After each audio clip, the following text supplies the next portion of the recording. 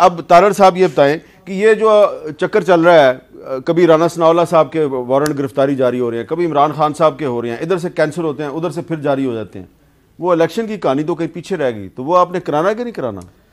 देखिए, इलेक्शन हमारी दानिश में और इस पे नेशनल कंसेंसस बिल्डिंग ज़रूर हो, एक ही टाइम पे होना चाहिए। उसकी चंद वजूहात हैं, कुछ टेक्निकल वजूहात हैं। आर्टिकल 224 है आइन का, बिल्कुल क्लियर है, जो केयर टेकर सेटअप के हवाले से है। अब क्या हमारे होते हुए जब सूबाई इलेक्शन होगा तो हमारी हुकूमत का क्या स्टेटस होगा, और सूबे में जिसकी भी हुकूमत आए, जिस पॉलिटिकल पार्टी की हो, उसके होते हुए 18वीं तरमीम के बाद जब तमाम तर इख्तियारात सूबों के पास हैं, क्या ये मुमकिन है कि एक इम्पार्शियल और फेयर किस्म का नेशनल असेंबली का इलेक्शन हो सके? और फिर हर 5 साल बाद यही रिपीट होगा कि 2 असेंबलियों के इलेक्शन पहले होंगे, 3 के बाद में होंगे। देखिए, IMF के पास हम नहीं गए थे, सुप्रीम कोर्ट का हुक्म है इसमें। नहीं, बिल्कुल बिल्कुल है, बट सुप्रीम कोर्ट ने क्या कहा है?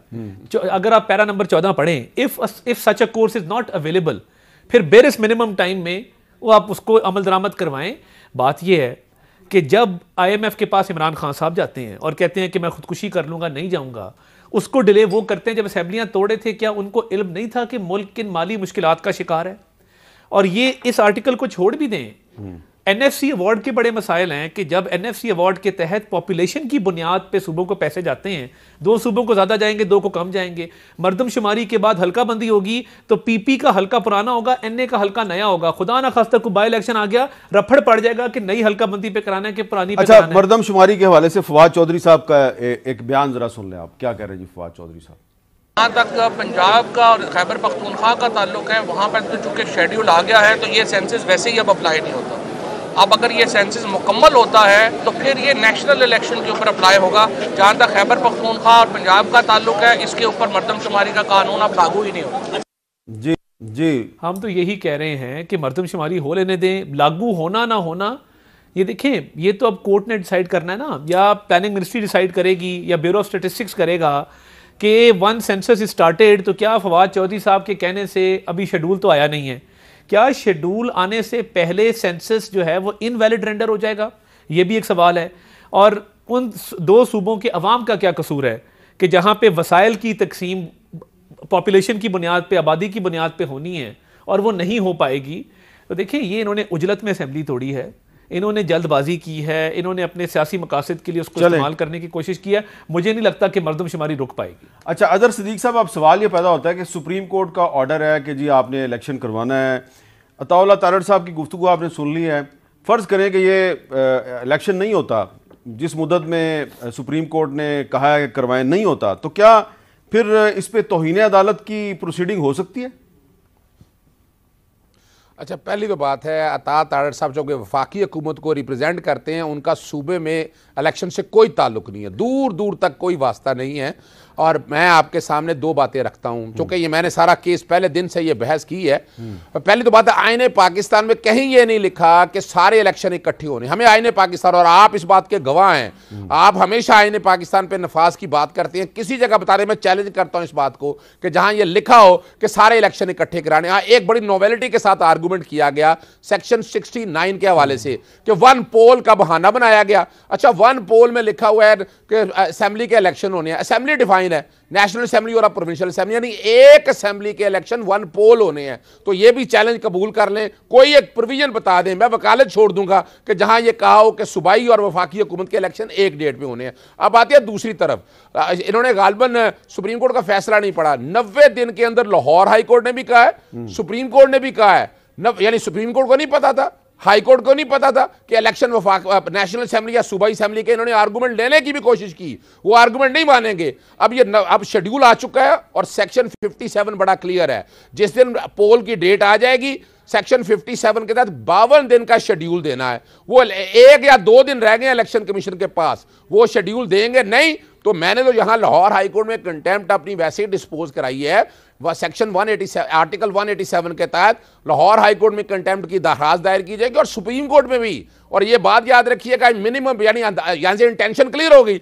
यानी आपको याद होगा, आजमदीद तारड़ साहब ने जब इलेक्शन शुरू हो रहे तो क्या कहा था, उन्होंने कहा था कि जनाब सैलाब हो गया, आगे चले गए। मोहतरमा बेनज़ीर भुट्टो का तो इंटेंशन तो क्लियर हो गई कि ये आइन पाकिस्तान 1973 का नफाज नहीं चाहते हैं। वो भाई डर किस बात पे रहे हैं, आइन पाकिस्तान 1973 का नफाज होना है, आर्टिकल 4 और 5 का। और गवर्नर KPK इस वक्त क्या कर रहा है, मीर साहब आर्टिकल 112 और 105 पढ़ लें, पहले पोल डेट देनी है, फिर निगरान सेटअप आना है। यहां क्या हो गया है कि पोल डेट आई नहीं और निगरान सेटअप आके क्या कुछ करता रहा है, ट्रांसफर पोस्टिंग सारा कुछ रिकॉर्ड के ऊपर मौजूद है। हम सबको और आपको भी याद होगा कि 7 अप्रैल 2022 सुप्रीम कोर्ट में हेयरिंग थी वोट ऑफ नो कॉन्फिडेंस की। इलेक्शन कमीशन से पूछा गया आप इलेक्शन कराने के लिए तैयार हैं, उन्होंने कहा जी हमें 6 महीने के पहले इलेक्शन नहीं करा सकते, अब तो इलेक्शन कराने पड़ेंगे। और पॉपुलेशन सेंसस का इससे कोई ताल्लुक नहीं अच्छा, है। एक छोटी सी बात याद आया पॉपुलेशन सेंसस पूरा इतना सा कहां खामोश बैठे रहे हैं आप लोग, आप और बैठ के जो मर्जी आप बातें करते रहे। आईने पाकिस्तान का निफाज होना है और इंशाल्लाह हो के रहेगा। शॉर्ट स्टेटमेंट बताइएगा, शॉर्ट स्टेटमेंट देनी है आपने प्लीज, कि आप कह रहे हैं कि आप तौहीन अदालत की दरखास्त दायर करेंगे लाहौर हाई कोर्ट में भी और सुप्रीम कोर्ट में भी। तौहीन अदालत की किस किस के खिलाफ आप दरखास्त दायर करेंगे? देखिए, एक तो वफाकी हुकूमत का मैं फिर कहता हूं कोई ताल्लुक नहीं है, पता नहीं क्यों वफाकी हुकूमत सारे मामले में आ रही है, इनका क्या ताल्लुक है सारे इलेक्शन के साथ? निगरान ये सारा काम करना है निगरान हुकूमत ने और इलेक्शन कमीशन है। आर्टिकल 218 पढ़ ले, 222 पढ़ ले। अब क्या होगा अगर ये इलेक्शन नहीं कराएंगे तो इलेक्शन कमीशन के खिलाफ, जो कि इलेक्शन कमीशन की जिम्मेदारी है, आर्टिकल 218 और 220 पढ़ ले।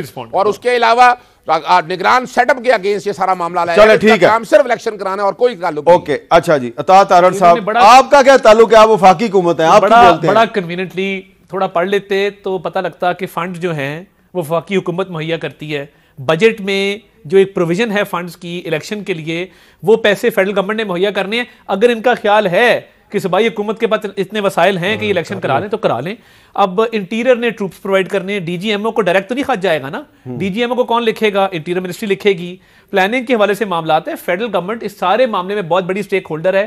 सुप्रीम कोर्ट के ऑर्डर में ये क्यों लिखा गया कि वजारत खजाना और वजारत दाखिला दोनों, वजारत प्लानिंग, और ये क्यों लिखा गया कि such a course is not available, यानी अगर 90 दिन में मुमकिन नहीं है तो फिर शॉर्टेस्ट मिनिमम टाइम में करवाया जाए। ये ऑर्डर में लिखा है, पैरा 14 है, पढ़ लें, बिल्कुल क्लियर है। लेकिन कंटेम्प्ट ऑफ कोर्ट तो होगी इलेक्शन कमीशन पे और पंजाब की निगरान हुकूमत के खिलाफ, आप पे तो नहीं वो करेंगे? वो बस ठीक है, बड़ी मेहरबानी इनकी, फिर तो बड़े शौक से करें उनके खिलाफ। बट हम देखें इस साल, लेकिन अगर आप दरखास्त करेंगे तो आप पे भी कर देंगे। वो इनका कोई पता नहीं ना, कंटेम्प्ट भी कर दें और एक आधा परवेज़ साहब से फोन भी करा दें, हम तो टंगे गए मेरे साहब, हम कहां जाएंगे बेचारे। जी अजहर सिद्दीक साहब, इन पे करना कि नहीं करना? कर दे और एक आधा फोन परवेज़ से करवा दें।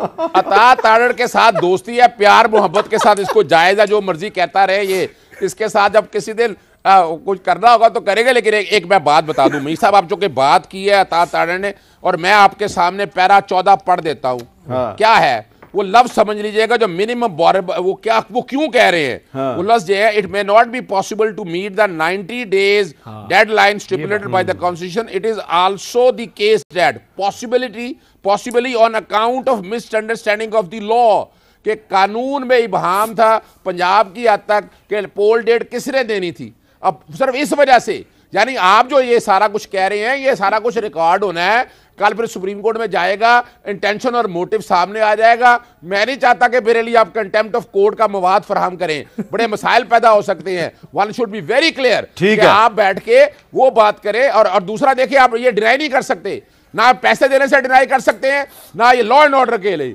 और बाकायदा चीफ सेक्रेटरी के और IG पंजाब की अंडरटेकिंग लाहौर हाई कोर्ट के ऑर्डर के अंदर मौजूद है। और ये पैसा सारा फेडरल कंसोलिडेटेड फंड से आना है, इनका कोई ताल्लुक नहीं, कोई एहसान नहीं कर रहा है इन्होंने कौम के ऊपर, ये आईनी जिम्मेदारी। यानी आज अगर ये शुरू कर दें तो कभी भी इलेक्शन नहीं होंगे। हम नहीं पैसे देते, हमने सेंसस नहीं कराया, इलेक्शन ही होने देंगे। याद रखिएगा, ये सारा जो काम है ये आइन को तोड़ने की बातें हो रही हैं, 4 और 5 तोड़ने की बातें हो रही हैं, और जो हलफ दिए हुए हैं उन सब हलफ की वायलेशन हो रही है। हमें सारों को आईने पाकिस्तान 1973 का निफाज उसकी असल शक्ल में करना है, और वो यही है कि आप इलेक्शन कराएं। यही सुप्रीम कोर्ट ने कहा है, यही आइन ने कहा है, और यही अवाम चाहती है। और अप्रैल 2023 में आईने पाकिस्तान की तश्कील के 50 साल भी पूरे हो रहे हैं।